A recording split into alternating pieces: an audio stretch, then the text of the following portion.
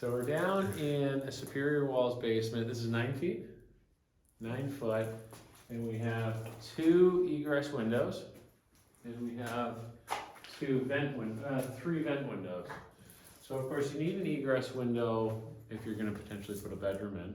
But like in here, we're in the City Tall 1200 or 1400, and even if you only do 1 bedroom down here, having an extra egress window is nice for a living space, just like corner house. So it gives you more options. It's a little more money, but it's nice to have that option. If you're thinking about doing a future bedroom, you have to have an egress window. You have to have at least 1 in anyways, but if you had a couple, it gives you more options. I like your window well with the faux brick on it. That looks nice. The standard's just gray, so having the faux brick is really nice. Okay, so we wanted to talk about spray foam. So, of course, the modules come insulated on the exterior walls and on the ceiling. But then what happens when it meets the concrete basement? Well, this is a Superior Walls basement, which has rigid insulation built into it. So you don't have to insulate anymore in the basement, but what do you do between the top of the concrete wall and where the insulation starts on the exterior wall? You have an exterior rim joist. It's called a rim joist. And so typically, in the old days, you would just put blockers, which are cut insulation, batt insulation, you just put it in. But that's evolved to spray foam. So spray foam is good because you take it from the top of the concrete wall, and this would be the same as if it was a poured concrete wall as well. If it's a poured concrete wall, you would have an insulation blanket that you would install over top of the concrete wall. This is Superior, so it's already insulated. But regardless, you have to insulate from the top of the concrete to the bottom of the exterior wall on the first floor. So what you do is you spray foam it. They sell these big froth packs. There's 2 big tanks that combine in, and when the 2 materials connect to one another, they become this nice spray foam. Magic of chemistry. You have to heat them up. They have to be a certain temperature, so you put a little space heater next to them, heat them up. Or if it's a summertime day, just put them in the sun, they'll heat up. But you want to spray from the roof, or from the underside of the floor deck down, just to over the sill plate and to just the top of the concrete. And the concrete has the wood sill plate on it. On top of that, then you have the house. And wood and concrete, there's always a little deviation. And so you have a sill sealer gasket between the concrete and the sill plate, but even still, you're gonna have some gaps, little areas of gap where air can squeak through. And so you wanna do this spray foam from the top of the foundation wall to the bottom of the floor deck, and you can do a couple of inches is more than sufficient for the R value typically. One thing on the Superior walls though, I'll show you over on this side. So one thing on the Superior walls, where the corners meet, you see sometimes there's a little concrete pour overlay on the over the insulation. And what we found is that can create a little moisture, a little condensation. And so what we recommend is you take that spray foam down the corner, all the way down the corner as well, and that completely seals that up. So we would do all 4 corners on that. The last thing in terms of finishing a basement, the Superior walls, this has sufficient R value for a basement, for a finished basement. But what we found from personal experience is to put additional batts of insulation to increase the R value. If you're gonna finish your basement, it'll just help with energy bills and stuff like that.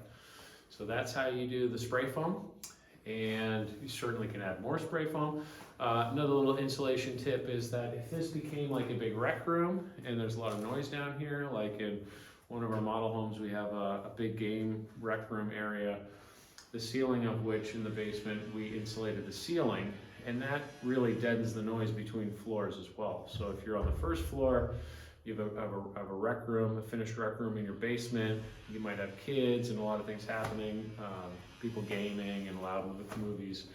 Having that insulation in the basement ceiling really helps deaden the noise, and it's really not that much for some insulation in there. Does that Make sense, John? That makes perfect sense. Yeah. I don't have any questions. It was perfectly explained. Don, any questions about that?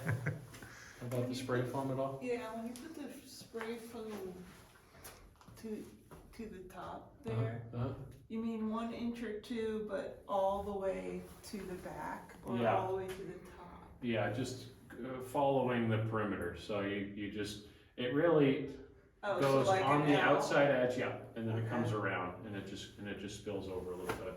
So then if you're finishing, so then you might say, well, I don't want to lose any headspace if I go over with my insulation, but the reality is you're going to have plumbing and things that you're going to need to box in anyways. So if you're going to do a finished ceiling, that's fine.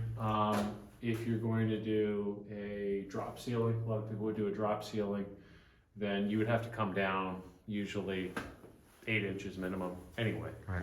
So, yeah.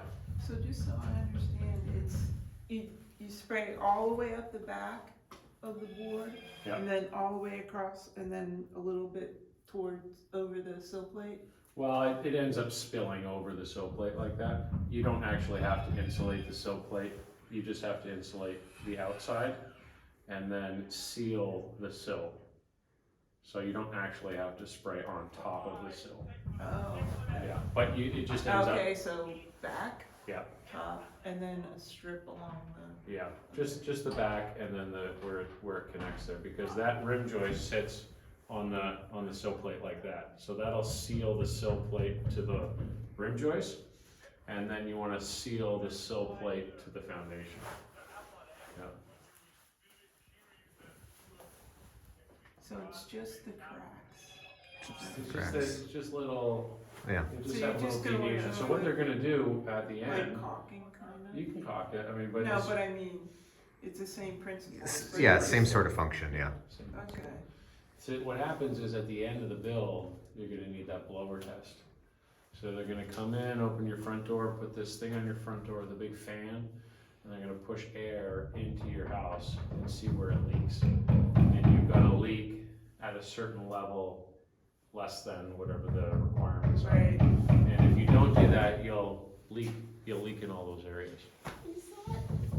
See that pink stuff coming out of that wire? Is Yeah. that kind of like what you're putting in there? That's exactly it. That's a fire rated spray foam. So between the basement and the first floor, penetrations between the basement and the first floor get that fire rated spray foam. This spray foam that we're talking about is yellow. Yeah, But I've that's used it yeah. too. Everyone's used it. Yeah. It's the 'cause same as the great stuff in the cans, but it's just in the big broad pack, so it's a little better price.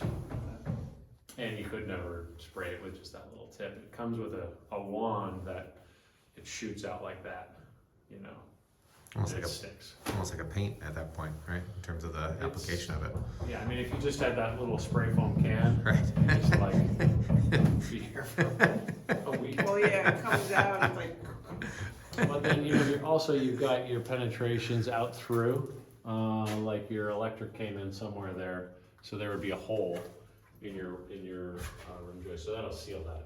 I mean, you can't see it because the siding's over it, but it's still gonna leak air. Like yeah, there, that's like your, that, yep, that's your water spigot over there, Yep. that'll leak.